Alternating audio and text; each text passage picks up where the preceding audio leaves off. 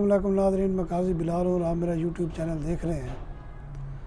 कल एक बड़ी धुआंधार प्रेस कॉन्फ्रेंस की फैसल वावड़ा ने, जो किसी ज़माने में इमरान खान के फ्रंट लाइन जो लीडर थे, और कल उन्होंने जो प्रेस कॉन्फ्रेंस की उससे ऐसे लग रहा था कि जैसे शेख रशीद का दूसरा जन्म हो गया हो।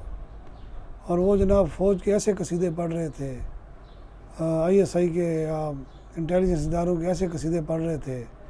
मेरा ख्याल है उन्होंने इतना नहीं कहा होगा जितना इन्होंने मक्खन लगा दिया। बात यह है कि किस किस्म की सियासत करने जा रहे हैं। सियासतदानों के क्या काम है कि वो फ़ौज को जो है वो घसीटें अपने मामलात में, मुल्की मामलात में।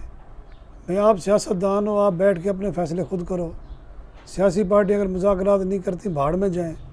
फ़ौज को किस लिए आप कहते हैं? अब ये जो हरकतें कर रहे हैं और जनाब कह रहे हैं जी हम जी उनकी पगड़ी को टोपी बना देंगे, फुटबॉल बना देंगे, ये क्या बातें हो रही हैं? कौन किसकी पगड़ी उछाल रहा है? ये ज़रा आप गौर करें।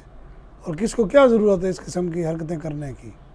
आप सियासत करें, मुल्क सियासत होती है मुल्क के लिए, आवाम के लिए होती है, कौम के लिए होती है। सियासत इसलिए नहीं होती कि आप जो है ना वो गेट नंबर 6 और गेट नंबर 4 के तवाफ़ ही करते फिरें सारे, और सबको एक ये लगे कि इनके बगैर तो हम सियासत कर ही नहीं सकते। और यही होता आ रहा है।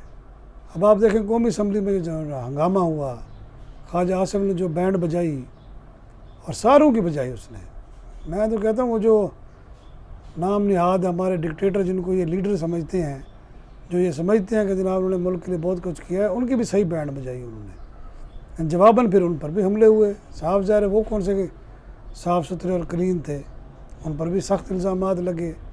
अब बात यह है कि इसमें बदनाम कौन हुआ?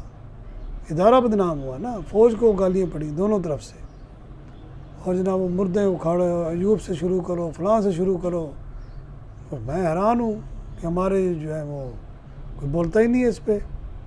भाई सियासत करनी है, आपने कानून साजी करें, मुल्क को मसाइल से निकालें। आप अपोजिशन में हैं तो आप अपोजिशन नेक्स्ट गवर्नमेंट होती है, तो आप जो है उस तरफ आएँ। ये इनकी सियासत हमारे सियासतदानों की शुरू होती है ISPR से शुरू होती है जनाब, फलां जर्नल से शुरू होती है, और रात को जाके फिर TV शो शुरू हो जाते हैं।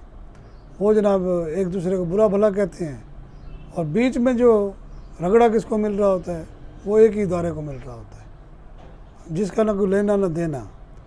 बात ये है अगर वो मुदाखलत करते हैं तो आप करने देते हैं ना। अगर आप किसी को अपने घर ना आने दें तो ज़बरदस्ती तो कोई नहीं आता। अब जनाब वो पहले इमरान खान पे जनाब सेलेक्ट किया गया, उनको लाया गया, शोर मचता आ रहा है। अब वो जेल पहुंचे हुए हैं। अब ये कहा जा रहा है कि जेल में भी उनकी सहूलतकारी हो रही है। फिर किस पे इल्ज़ाम आया? पहले हटाने पे इल्ज़ाम आया, अभी फ़ौज ने हटाया, बाजवा साहब पे इल्ज़ाम आया।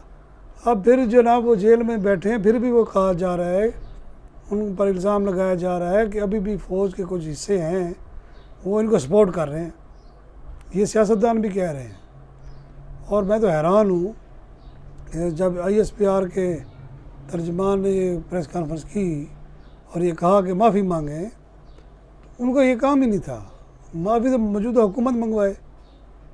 वो उनको कहे जी आपके ये जराइम है, ये अदालतों में वो साबित करें जाके। अदालतों में साबित हो कुछ नहीं रहा। अब इमरान खान की कई ज़मानतें भी हो चुकी हैं, अब बस बरी होने वाले हैं। फिर क्या करेंगे? फिर भी आप देख लें, यही फैसल वाडा जो है शेख रशीद की तरह चुप होगा। और जैसे वो कल बोल ही पड़ा बेचारा, कहने लगा जी बस जून तक कुछ होने वाला है। ये हालत है हमारे सियासतदानों की। एक कदम जो है ना वो आप इन इदारों के बगैर उठा नहीं सकते। और फिर जब वो कुछ कुर्बानी मांगते हैं तो फिर आप लोग जनाब उनको गालियाँ देना शुरू कर देते हैं। फैसल वाडा की प्रेस कॉन्फ्रेंस किसी भी सूरत किसी जमात के या एक सियासी लीडर की नहीं हो सकती, और ना उनको ये बातें जेब देती थी। अब उसका जब रिएक्शन आया तो वो साफ ज़ाहिर है उससे भी ज़्यादा खौफनाक होगा। फिर ये मुंह छुपाते फिर रहे होंगे। तो वो काम करें जो आपके करने के हैं। किसी मुल्क की आप सियासत उठा के देखें, इस वक्त अमेरिका में इलेक्शन होने जा रहा है, इंडिया में होने जा रहा है। किसी जगह किसी भी मौके पर किसी ने सुना होगा कि फ़ौज के ख़िलाफ़ या इदारों के ख़िलाफ़ कोई बात की गई हो? नहीं। वाहिद हमारा मुल्क है, वाहिद ये इस्लामी जमहूरिया पाकिस्तान है, जो जमहूरिया तो मेरा ख्याल है ही नहीं, उसमें ये ड्रामेबाजी होती है। एक सियासतदान गोद से उतरता है, दूसरा बैठ जाता है, फिर तीसरा उठता है, फिर चौथा कंधे पे बैठ जाता है। ये कुछ हो रहा है। और फैसल वाडा को चाहिए कि वो शेख रशीद का हशर देख लें, ये ना हो कि इससे भी बुरा हो उनके साथ। इजाज़त चाहूँगा। अल्लाह हाफ़िज़।